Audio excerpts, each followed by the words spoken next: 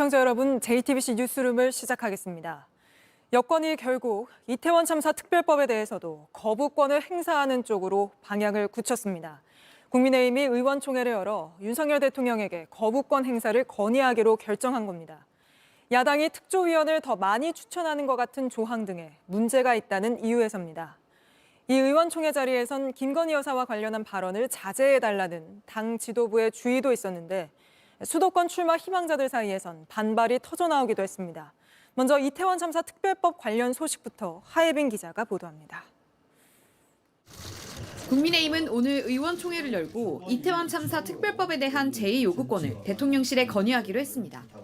이태원 참사 특별법은 지난 9일 국민의힘 의원들이 불참한 가운데 국회 본회의를 통과했습니다.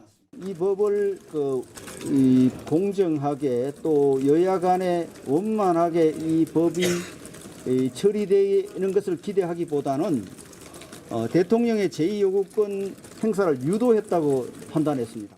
그간 국민의힘은 특별조사위원회 구성이 야당에 편향적이고 지나치게 권한이 많이 부여됐다며 특별법에 반대해왔습니다. 취임 이후 처음으로 의원총회에 참석한 한동훈 비대위원장 역시 법 자체에 문제가 있다고 했습니다.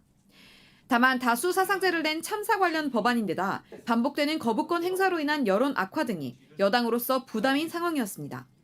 하지만 결국 거부권 건의로 의견을 모았습니다. 그러면서 민주당에 다시 협상하자고 했습니다. 특조위 구성의 공정성을 담보할 수 있는 안, 그리고 독소조항을 제거하는 안을 가지고 재협상할 것을 제안합니다.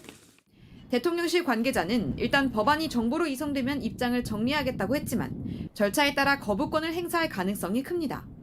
민주당은 국민의 생명보다 총선 공천권이 더 소중하냐며 반발했습니다.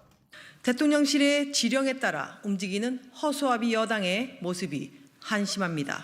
이미 충분히 여당의 의견을 반영해 양보한 법안입니다. 유가족들은 정부 여당의 거부권 행사 움직임에 항의하며 대통령실 앞에서 기자회견을 열었습니다.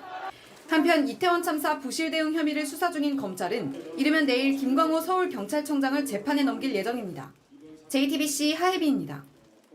안녕하세요. 뉴스룸 앵커 한민용입니다. 오늘도 JTBC 뉴스룸을 시청해주신 여러분 고맙습니다.